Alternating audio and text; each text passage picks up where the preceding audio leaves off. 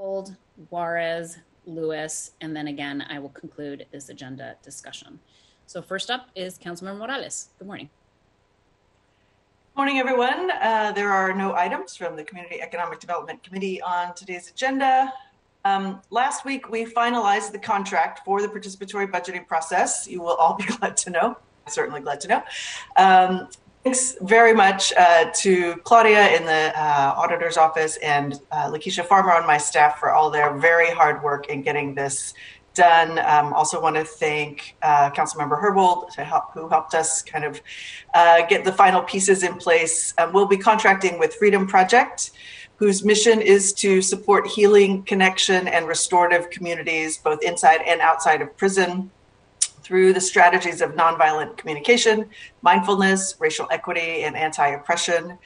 This is the $3 million that we approved during the summer rebalance process. So, and as many of you know, that much of that work has already begun, and we are expected to receive a preliminary report very shortly, along with subsequent reports in the first quarter. First quarter of 2021. Last week, I was honored to serve as a guest speaker for the Street People fundraiser for Seattle Neighborhood Greenways. They shared some important stories about their work supporting our Stay Healthy Streets, Cafe Streets, the Rainier Avenue improvements that we're funding, as well as Whose Streets Are Streets.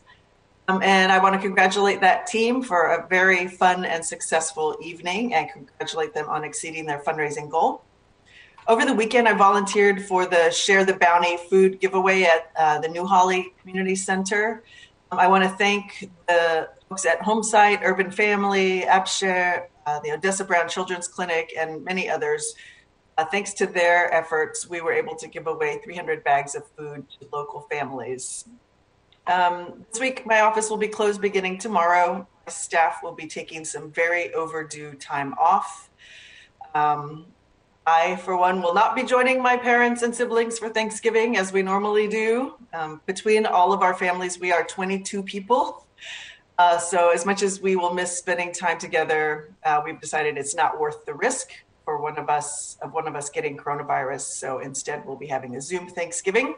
I hope everyone is able to stay healthy and safe over this holiday weekend. And that is my report. Thank you, Councilmember Morales. Are there any comments or questions on that report? Hearing none. Next up is Councilmember Mosqueda. And I do want to just sort of at the top remind folks that we are going to head into, I said 10:30 a.m. for the Select Budget Committee. It's actually slated for 10 a.m. And so for those colleagues who might have comments related to the Budget Committee, with the exception of the Budget Chair, I would ask that you please reserve your comments related to budget items for the Select Budget Committee, and let's try to keep this morning's council briefing as tightly as we can on non-budget related matters. We'll have plenty of time to talk about budget related matters during Budget Committee. Councilmember Mosqueda, please. Thank you very much, Council President. Good morning, everyone. I wanted to start by noting that it's been a long year. We have been engaged in a process first with COVID and the COVID crisis, the bridge, the ongoing stay home and stay healthy mandate. And I was just listening to the radio and they were talking about the confluence of stressors right now, which is the economic downturn, COVID, and they said the holidays, but we have the budget. So I know it's been a long year and I want to appreciate everything that you all have been doing to get us to this point. We do have our last meeting today.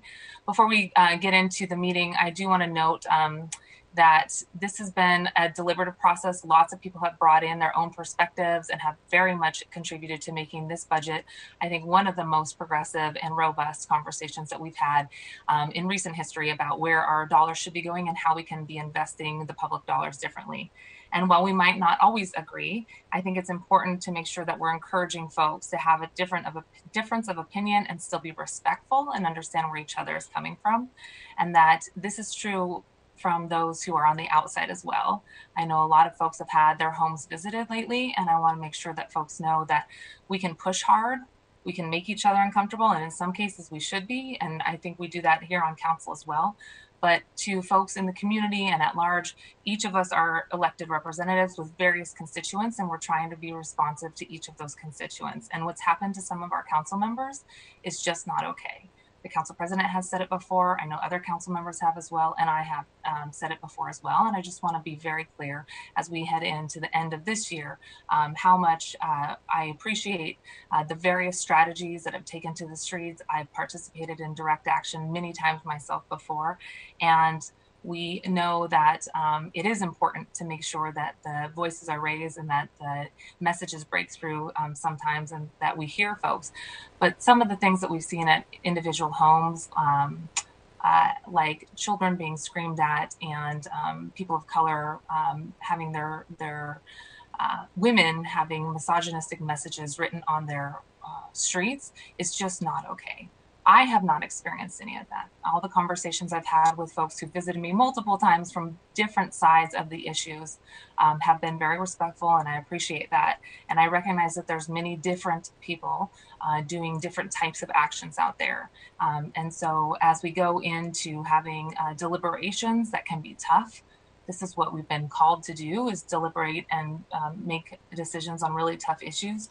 But I just want to make sure that that diversity of opinion is something that we value, because if we start attacking folks who have children at home, women, people of color, and sending misogynistic messages or spray painting their streets, it could have the opposite effect. It is not actually promoting democracy. I don't want fewer people to run for office or step into these roles because they're worried about their family or their neighbors and things like that. And we have to make tough decisions. This moment's calling on us to make those tough decisions. And in many ways, this council has stepped up to do that.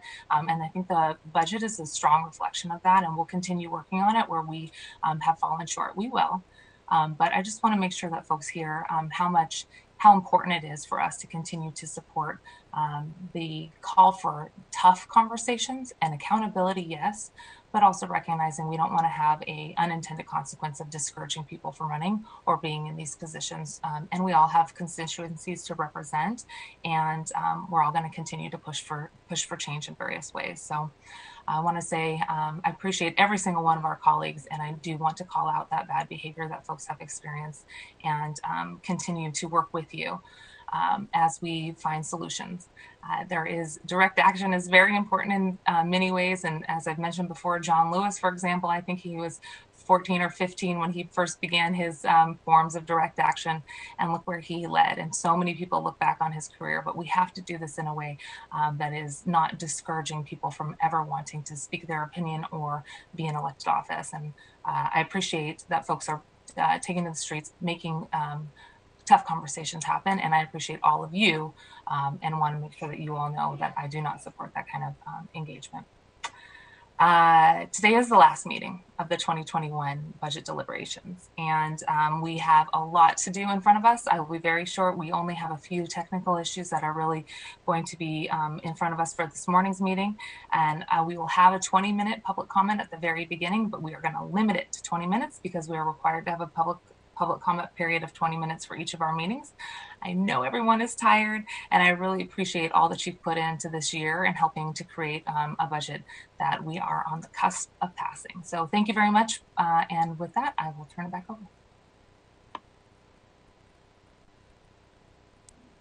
Thank you, Councilmember Mosqueda, for that report. Any questions or comments? Okay, hearing none, we'll go ahead and hear now from Councilmember Peterson, and then we will hear from Councilmember Sawant. Councilmember Peterson, good morning. Thank you, Council President, and thank you, Budget Chair Mosqueda, for your remarks this morning. After the 2021 budget is adopted, our Transportation and Utilities Committee will resume its meetings starting next Wednesday, December 2nd. We'll also plan on having a meeting on Wednesday, December 16, and then Wednesday, January 6th. There's lots of transportation items to discuss. The Transportation Utilities Committee has no items on today's full City Council agenda, but the introduction and referral calendar is referring some legislation to our committee for property easements and other technical updates from Seattle City Light and Seattle Public Utilities. Regarding the West Seattle Bridge, last week, Mayor Durkin announced her decision to repair the West Seattle Bridge, which both Councilmember Herbold and I support. This is after considering the various costs and benefits and recommendations from technical experts, the Port of Seattle, and the residents and small businesses impacted directly by the bridge closure. I believe immediate repair of the bridge is the best choice so we can quickly and safely restore mobility to our region's bridge network. Immediately repairing the bridge still keeps open the long-term solution to plan and fund a methodical replacement in the future and to coordinate with increased transit options. Last week, I ventured inside the West Seattle Bridge to view the stabilization work. That emergency stabilization work was needed whether we repaired or replaced the bridge and is a strong foundational start for the full repairs that are coming. We will continue to receive frequent reports from our Seattle Department of Transportation, and I will probably ask them to come to our committee either December 16 or January 6th. In District 4 this past weekend, I joined a talented crew from Seattle Public Utilities to pick up litter and remove illegal dumping from parts of our district. The work was fun and tangible, and we all felt better after making the neighborhood a little cleaner and safer. I'd like to thank all city departments and crews and contractors who pick up the litter, and I'm very glad the city budget will be able to increase funding to address litter and illegal dumping. Thank you.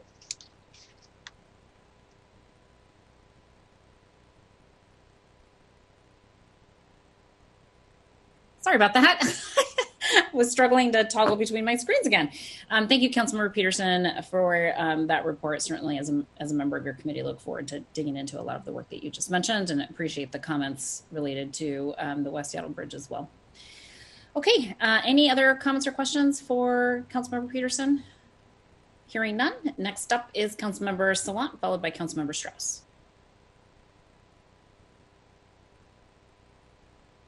We can't hear you, Councilmember Salant. Sorry, I was unmuted. Yeah, no, it happens. I was muted. Now I'm unmuted. It happens to all of us. Go for it. Thank you so much, Council President Gonzalez, and good morning, everyone. There are no items on today's City Council agenda from the Sustainability and Renters' Rights Committee. We're canceling tomorrow's regularly scheduled meeting of the committee because several committee members are unable to attend, understandably, because it's Thanksgiving week, and the agenda items are not time sensitive. So we will find a time after Thanksgiving to reschedule. That's it for my office. Thank you so much, Councilmember Salant, for that report. Any comments or questions? Okay, hearing none, we'll go ahead and go down the line to Councilmember Strauss, followed by Councilmember Herbold. Good morning.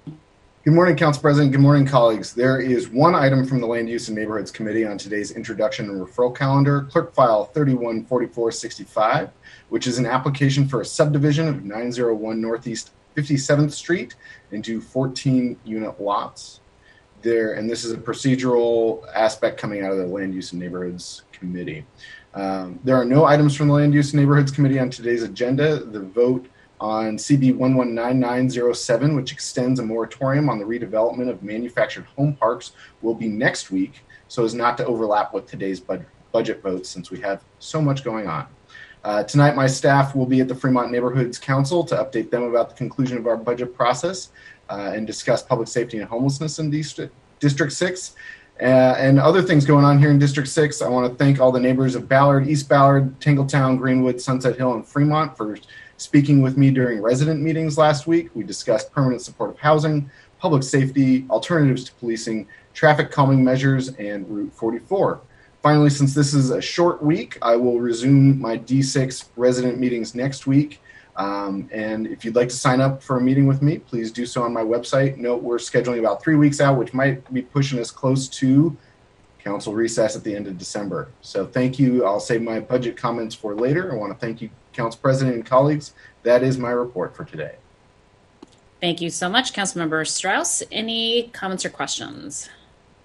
Hearing none, we'll go ahead and hear next from Councilmember Herbold and then Councilmember Juarez. Good morning. Good morning. Thank you so much.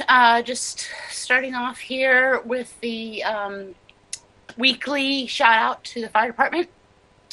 The Seattle Fire Department COVID-19 tests administered at their 4 sites is now cumulatively 398,000 tests between June and November 22nd.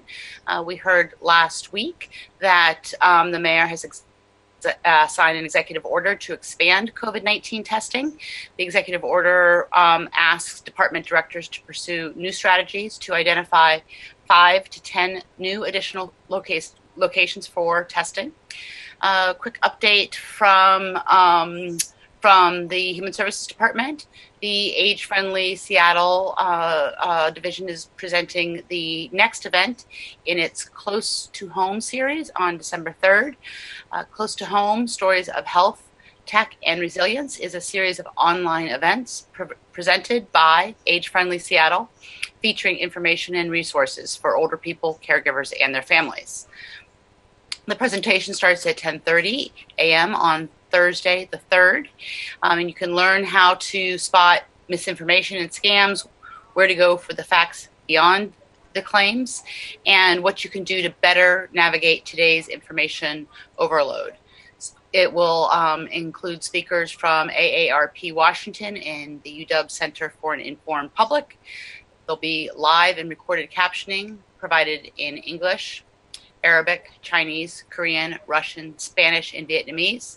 And it'll be streamed live on Microsoft Teams and archived on Aging King County's YouTube channel. You can find more information at, you can find more information at agingkingcounty.gov/virtual-events. And thank you to the Human Services Department for providing this important ongoing series for Age-Friendly Seattle. As it relates specifically to our public health update, we know here in Seattle and across the state, COVID-19 infections and hospitalizations are surging. We're seeing outbreaks now at long-term care facilities, including one here in West Seattle this week, where 24 residents have tested positive and 2 residents sadly have died. In the last week, hospitalizations have increased by 70%. This is a really important point in the pandemic. Our actions will shape our ability to return to a more normal life in the months to come. This year's holiday season will be hard. We can't gather with our loved ones, but celebrating at a distance is how we keep everyone safe. Testing as soon as possible after symptoms appear is important to prevent COVID-19 from spreading to family and the community. You can always sign up for a free COVID-19 test at kings.county/COVID testing. It's up to us all to slow the spread of COVID-19, protect our communities, particularly our most vulnerable. Hard work. We did it last spring. We can do it again. I know it's particularly a challenge again for the holiday season. This is a time that we are used to spending with our families and loved ones. One thing that I'm doing with my family and family of choice is folks are bringing dishes to my backyard, and we have a big table set out, and folks are taking to-go dishes of our normal traditional Thanksgiving offerings. Not gathering, but coming by, picking up a dish, and then taking it home to eat in our own individual homes with a Zoom call while we eat. So just folks I know are trying to get creative and still trying to do what we can to replicate the parts of our traditions that are important to us. Want to just mention, following up on some of the comments that Councilmember Peterson made about the bridge announcement from the mayor. As we know, the mayor announced the city will proceed with repair for the West Seattle Bridge. I participated in the press conference last week along with Councilmember Peterson to announce this decision, and attended 2 meetings of the West Seattle Bridge Community Task Force that day. Just want to highlight a couple things about this announcement. During the press conference announcing the decision, the Technical Advisory Panel co-chair, Barbara Moffett, noted that proceeding with repair had the unanimous support of the Technical Advisory Panel. SDOT plans to have a final repair cost estimate in early 2021. The figure used in the cost-benefit analysis is $47 million. though SDOT cautions is a preliminary figure. As always, as we get closer to 100% design, that figure will firm up. They'll be studying and discussing how the bridge responds to the stabilization work that they're reaching completion on now, and how the bridge responds to colder weather. This will inform design work on the repair. Another really important element in the decision, I'm glad the mayor highlighted, is the future of Terminal 5 and the maritime economy, which provides thousands of jobs, helps maintain our diverse economy. Terminal 5 is being modernized in 2 phases, with the first being completed in the spring and the other in 2023. The co-chairs of the Northwest Seaport Alliance, Port of Seattle Commissioner President Peter Steinbrook and Port of Tacoma Commission President John McCarthy issued a statement saying the safe and rapid restoration of vehicle capacity and traffic mobility to the high bridge is the highest priority for us. Lastly, just want to mention, last week I had the pleasure of participating in a 34th Legislative District Town Hall with State Senators Joe Nguyen and Eileen Cody and Joe Fitzgibbons, as well as King County Councilmember Joe McDermott. And looking forward to, after passage of the budget, resuming Public Safety and Human Services Committee meetings. And the first will be on, I believe, December 3rd. I'm sorry, December 8th. Thank you very much. Thank you, Councilmember Herbold. Any comments or questions on that report? Hearing none, we'll go ahead and hear now from Councilmember Juarez, followed by Councilmember Lewis. Councilmember Juarez, good morning. Hey, guys. Hi. Surprise, huh? It's a pleasant one. It's great to see you. Good morning. Thank you, Council President. Yes, this is what it looks like at 9:30. You too have this to look forward to at 61. So anyway, let's get through this. This morning, my office will send out, I got this wrong. Apologize, wrong script, wrong paper here. There are no items on the Public Assets and Native Communities Committee on this afternoon's council agenda. There is a meeting of the Public Assets and Native Communities on December 1st, however, at 2. This is the final meeting of the year. There are appointments and 2 pieces of legislation that need to be completed before the end of the year, and most have been pending due to COVID-19 and the budget. So the draft agenda is still being confirmed. More to come on that. In regards to today's Metropolitan Park District Board meeting, we have that meeting today, which will occur after the City Council meeting adjourns. There will be a 15-minute break after council and a different set of call-in information. You should all have the Zoom details. We will be adopting the Metropolitan Park District budget concurrent with the city budget, as we do every year. At the start of the meeting, we will receive a presentation from Tracy Ratcliffe of Council Central Staff and Jesus Aguirre, as you know, who is the Superintendent of Parks. We have 5 pieces of legislation to vote on and to conclude the 2020 budget, and also to finish the 2021 budget for the Metropolitan Park District. I should add of the legislation, all of it is nothing new. It's stuff that we've been talking about for the last 7 months in light of COVID and the changes that we've had to make to the Metropolitan Park District budget for the rebalancing and for 2021. In regards to parks, this morning my office will send out a Parks Weekly COVID programmatic updates. Highlights include new statewide COVID restrictions. Given Governor Jen Inslee's new statewide restrictions in response to the surge of COVID-19, there's some changes to Seattle Parks and Recreation operations. The Amy Yee Tennis Center is temporarily closed. The opening of the Medgar Evers Pool has been delayed. Masks are required for athletic play on sports fields, Seattle Parks sports fields. Parks will be refreshing park signage to remind park users about public health guidelines that helps keep parks open and safe for everybody. This is an update on the waterfront, Pier 58. Work on the Pier 58 removal last week focused on removing creosote piles from the southwest corner of the park. The contractor is targeting to complete the pile by pulling it out this week.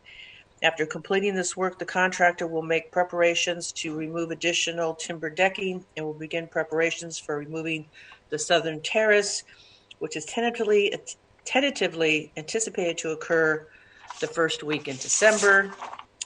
Finally, I don't know if you all know this, but this is Native American month, apparently, again. Yeah. November 20 and 21st, we celebrated the 50th anniversary of the Seattle Indian Health Board with an online virtual event titled Indigenous People Festival. I was honored to be interviewed in this year's event along with Esther Lucero, Colleen Echohawk, Abigail Echohawk, and Robin Little Wing Saigo from the Suquamish Nation. You can visit my Twitter to review the interview. I should add that the Seattle Indian Health Board has been around forever, since I was a child. It used to be in the old VA building. And I believe it's only had 3 CEOs in all its history, beginning with Joanne Kaufman, Ralph Focura, and now Esther Lucero. And they have come a long way from a small budget to now, I don't even know how many in the millions they're up to and how many employees in a full-fledged clinic, hospital, housing, everything you can imagine. So that is a testament when you hand over community services to a community that understands their client base and their people. Anyway, more on that later. So in the video that we posted that we worked with Seattle Indian Health Board and other groups, the video dives into the 1970 protest of Fort Lawton and its impact on Native communities today. Yours truly was there. I think I was 12. I thought we were going roller skating, but we were taking over a building. As we celebrate Thanksgiving this week, let us do so in honor of Native American Heritage Month and celebrate the Native activists who paved the way for many today, including the land that we stand on. Week ahead, the office is closed Thursday and Friday. Thank you. Thank you so much, Councilmember Juarez. Any comments or questions on that report? Okay, hearing none, we'll go ahead and go down the line. Next up is Councilmember Lewis, and then I will round out this morning's discussion. Councilmember Lewis. Thank you, Madam President. My report will be brief this morning. There are no items on the agenda this afternoon from the Select Committee on Homelessness Strategies and Investments. The Homelessness Strategies and Investments Committee will have at least one committee meeting before the winter recess. The date has not been set yet, but sometime in mid-December I would anticipate, so folks can look forward to that. Last week, related to the work of the committee, I had the privilege of appearing as part of a panel discussion with members of the board of the Third Door Coalition to present to Queen Anne community members about the virtues of a housing-first approach to solving homelessness and the necessity of significantly scaling up the supply of permanent supportive housing to meet the intense demand that we see visibly every day on the streets of Seattle of our neighbors experiencing homelessness.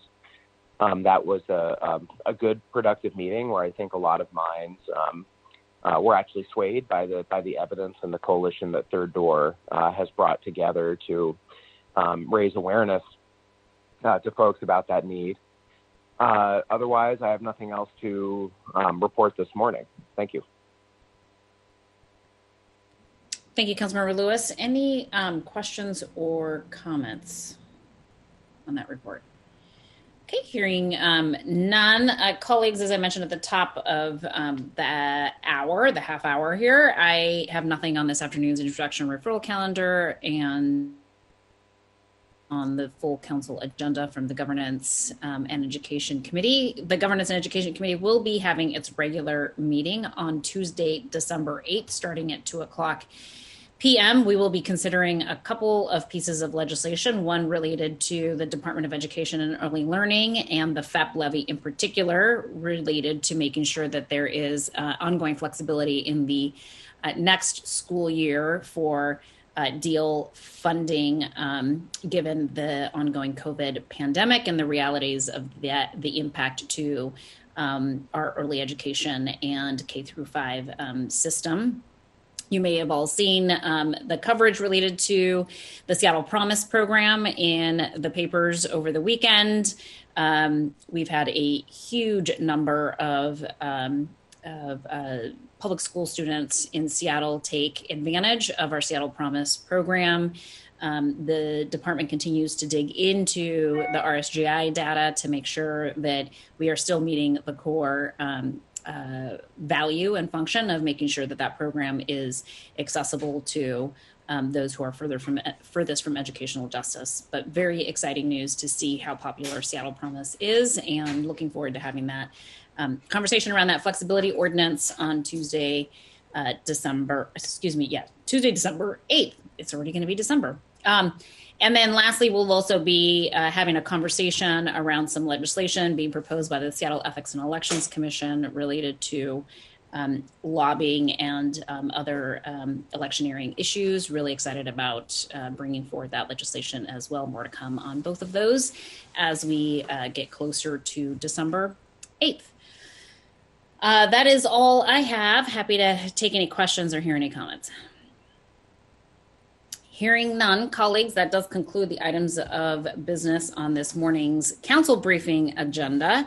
It is 10:03 a.m., which means that the Select Budget Committee can officially convene as a body. I understand that we will be using, I believe, the same Zoom credentials, so you don't need to log off and log back in. And I'm gonna look to our budget chair to see how much time you want to take here before we jump into budget committee.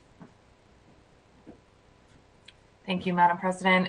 If it pleases the President and the Council, I think we can just go ahead and get started. We will have 20 minutes of public testimony. So if you all are okay with that, let's just roll on in. I'll wait for Seattle Channel. I think I'm probably fine with it, but I think Seattle Channel probably needs a little bit of time to transition. So Seattle, can someone from tech let me know whether Seattle Channel needs a little bit more time to transition? Seattle Channel just needs about a minute. Okay. So